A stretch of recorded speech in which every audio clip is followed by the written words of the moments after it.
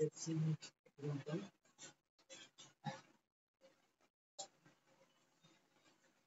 3 raised to 25 plus 3 raised to 26 plus 3 raised to 27 plus 3 raised to 28 is divisible by which number? 11, 16, 25 and 30. Okay?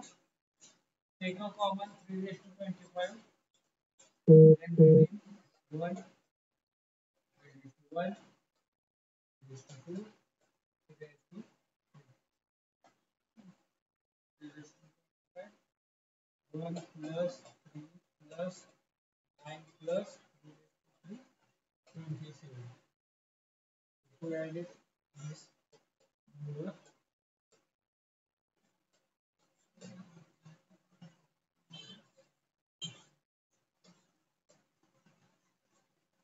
into 40. Yeah.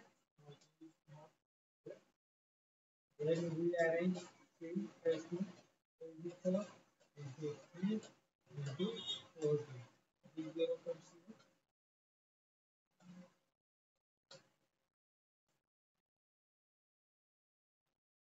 This number is divisible by which?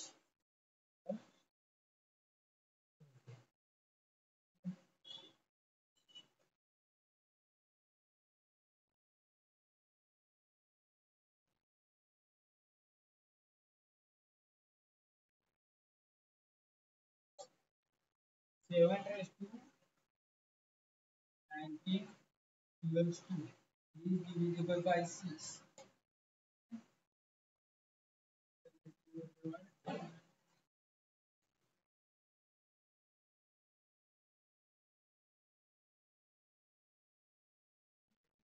Find here remainder is always 2. 2 divided by 6.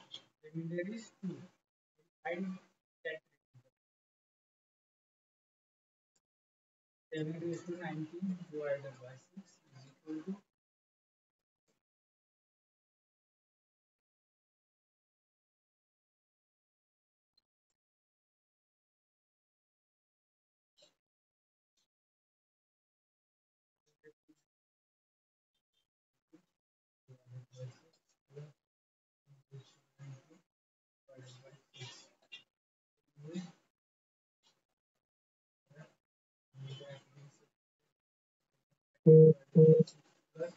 1 divided by 6. Here remainder is 1. Here remainder is 1.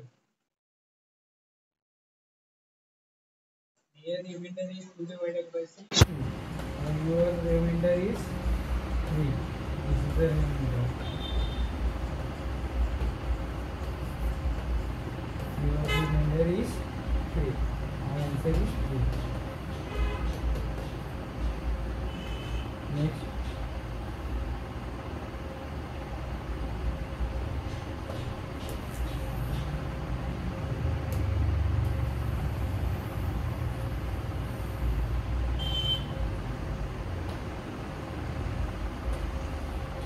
What is the remainder?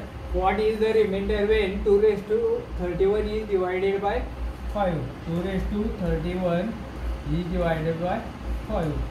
Okay? तर लक्षात ठेवायचं ज्यावेळी असं गणित येईल divided by 5 और 10 त्यावेळी compulsory या एक्सप्रेशनचा युनिट डिजिट काढायचा. कंपल्सरी या एक्सप्रेशनचा युनिट डिजिट काढायचा आणि त्याला कितीने डिवाइड करायचं 5 किंवा 10. ठीक आहे. First we find unit digit of 2 raised to 31. Unit digit of 2 raised to 31. ठीक है. Then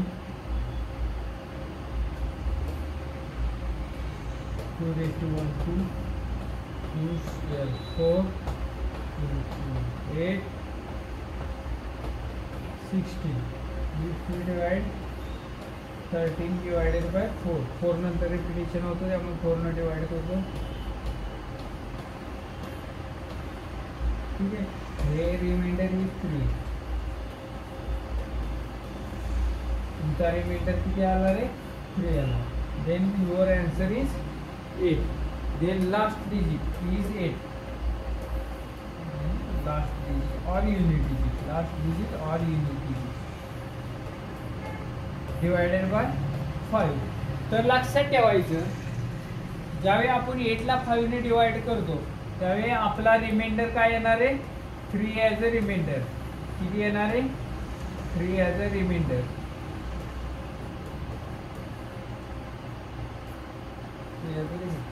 तर याचा युनिट डिजिट काय काढायचं, का काढायचा लक्षात ठेवा. ज्यावेळी 5 न आपण एखाद्या संख्येला भागतो, 5 5 1 5, तिथे तुमचा युनिट डिजिट काय आला, 3. ठीक आहे. जर तुम्ही 18 ला 5 न भागलं, 18 ला 5 न भागलं तर 5 3 15, किती आलं, 3 आलं. ज्यावेळी तुम्ही 28 ला 3 न 5 न बघता, 28 ला किती न बघता, 5 न बघता, त्यावेळी लक्षात ठेवायचं 5 5 25, तुमचा युनिट डिजिट काय आला, 3. मग ज्यावेळी लास्टचा डिजिट असेल त्याला डायरेक्ट 5 न बघायचा. हा पुढचा कितीही डिजिट आला तर सेम रिमाइंडर राहणार आहे. ठीक आहे. तुम्ही कुठलाही डिजिट घ्या, लास्टचा डिजिट 8 आहे, आपण 8 पुढनं जर कॅरी 8 येतच नाही, 5 4 ची संख्या येते. जर तुमचा इथं 4 आला, 5 9 45, इथं रिमाइंडर काय राहतं, रिमाइंडर तुमचा काय राहतो रे, 3 राहतो. मग ह्याचा युनिट डिजिट काढायचा. ज्यावेळी 5 आणि 10 असेल त्यावेळी काय करायचा, त्या एक्सप्रेशनचा लास्टचा डिजिट काढायचा, डायरेक्टली डिवायडेड बाय 5. ठीक आहे. मग 8 ला 5 न भागलं तर किती येईल रे, 3 रिमाइंडर. ज्यावेळी 5 आणि 10 असेल त्यावेळी युनिट डिजिट काढायचा एक्सप्रेशनचा आणि डिवायडेड बाय 5 करायचा, आणि जो रिमाइंडर येईल तुमचा आन्सर. मग तुमचा आन्सर काय आलं रे, 3 आलं. तुमचा आन्सर काय आलं, 3 आलं. ठीक आहे. नेक्स्ट,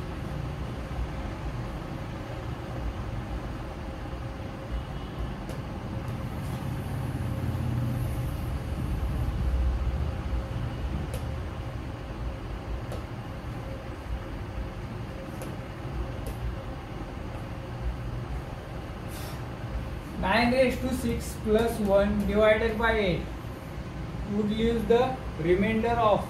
ठीक आहे. या एक्सप्रेशनचा रिमाइंडर काढायचं विचारलंय तर सेम सेपरेटली डिवाइड. ह्या एक्सप्रेशनचा युनिट सॉरी रिमाइंडर काय येणार रे, 1. मग या एक्सप्रेशनचा लास्टचा रिमाइंडर काढायचा. ठीक आहे.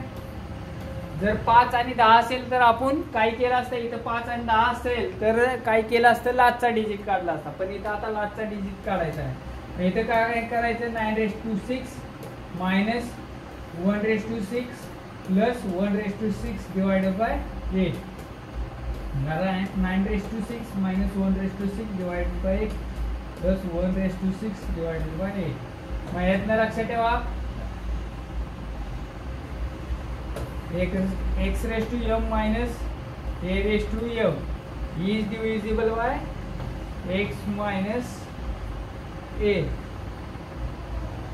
for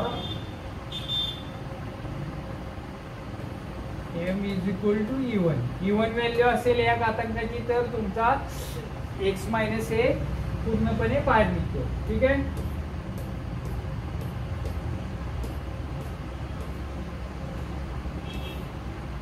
इथे काय येईल रे, 9 minus 1 then second bracket same तसाच प्लस 1 डिवायडेड बाय 8.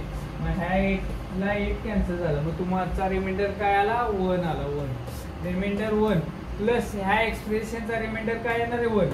मग तुमचा ओव्हरऑल रिमाइंडर काय आला रे, 2. ओव्हरऑल रिमाइंडर काय आला, 2.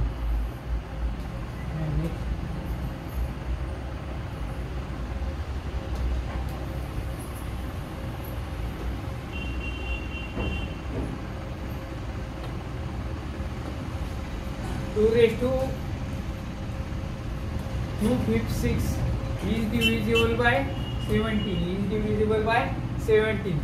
The remainder would be. ठीक आहे.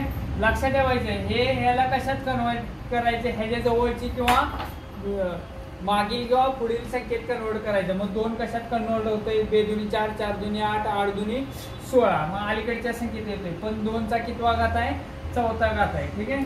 मग लिहिताना आपण लिहायचा 2चा चौथा घात, यातनं 4 बाहेर काढलं तर याला 4 ने डिवाइड करायचं. 4 × 24 4 × 16 रेज टू 64 डिवाइडेड बाय 17. हे किती आलं रे? 16 रेज टू 64 डिवाइडेड बाय 17. मग याला लक्षात ठेवायचं हा इवन नंबर आहे. मायनस केला तर दोन्ही ब्रॅकेट बाहेर निघतात, minus plus divided by 17 plus 1/64 divided by 17. मग इथे लक्षात ठेवा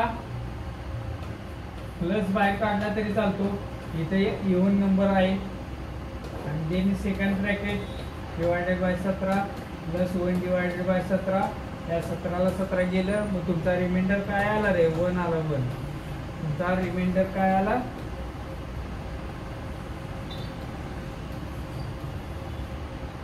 1 आला तुमचा. ठीक आहे. तुमचा आन्सर काय आला रे? Equal to. ठीक आहे. स्टॉप करूया.